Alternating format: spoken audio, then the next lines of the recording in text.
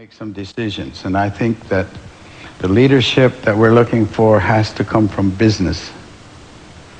Very, very important now because business carries more authority and they carry the economics of the world. Today, we're bound together much closer than we were so many years ago, 1,000 years ago. We're neighbors, and we're bound together by electronics. We're bound together by technology. And the world has become, quote, a market. And it's this market that we have to deal with.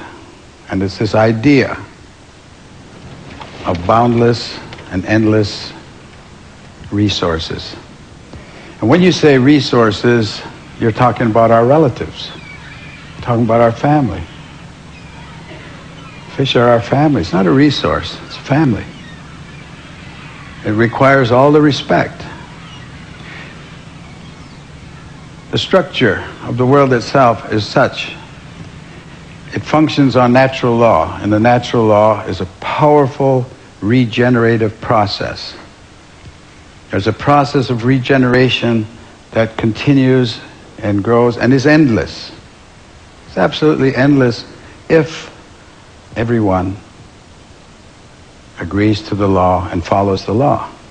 But if you challenge the law and you think you're going to change the law, then you're bound to failure. And in that failure will be a lot of pain, because the natural law has no mercy. It is only the law.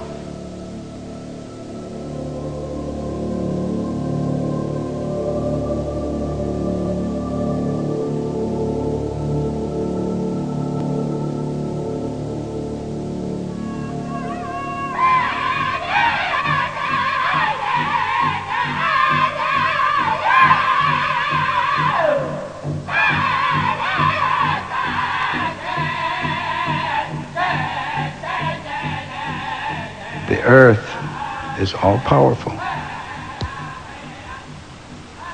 Wasn't made here for human beings. He said we're part of it.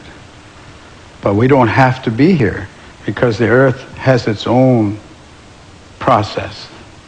And if it becomes to the point where you destroy yourself as human beings and you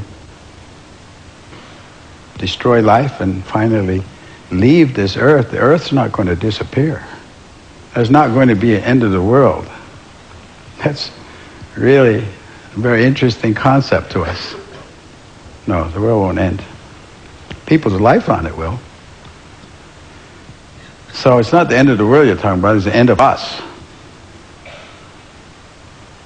And the world, no matter what damage you think you've done to it, will regenerate,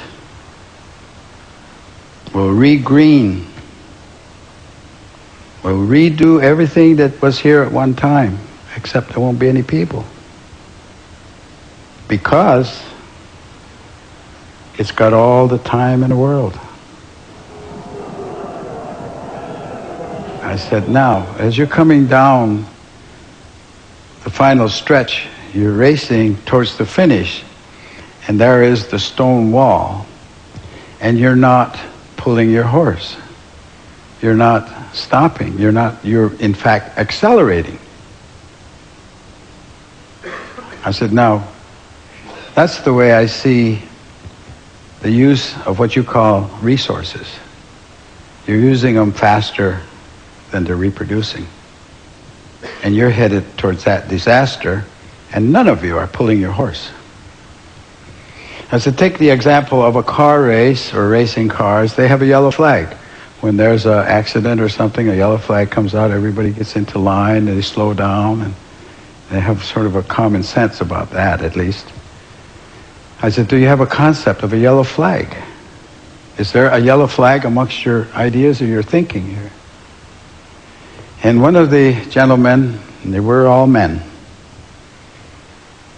maybe 50 to 60, 65, he said, he said, I understand what you're saying, but to answer your question, no, we can't. We can't pull our horse, as you say, because, he said, we have to show a profit. As a CEO, I must show a profit. If I don't show a profit, he said, I'm fired. Simple as that. I'm out of a job. I have to show a profit. I said, to who? He said, to you, the stockholder. I said, well, are you married? He said, yes, I am. I said, do you have children? He said, yes, I do. I said, do you have any grandchildren? He said, I have two boys. I said, when do you cease to be a CEO and become a grandfather?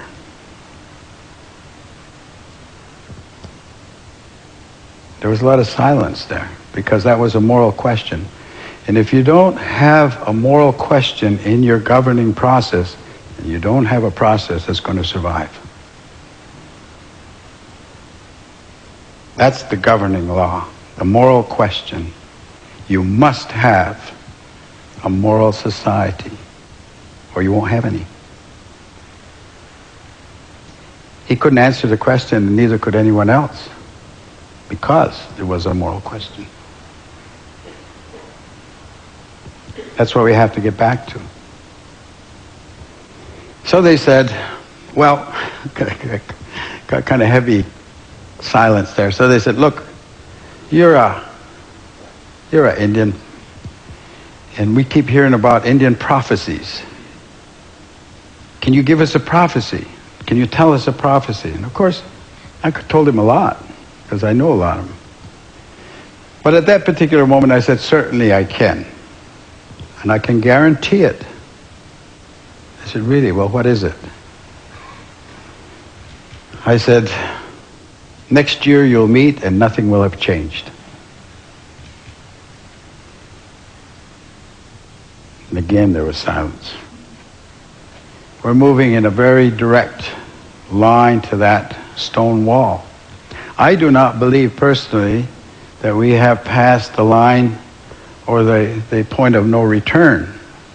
But we're approaching it. We're approaching it.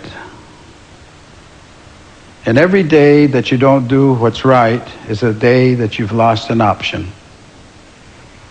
And you're losing your options every day.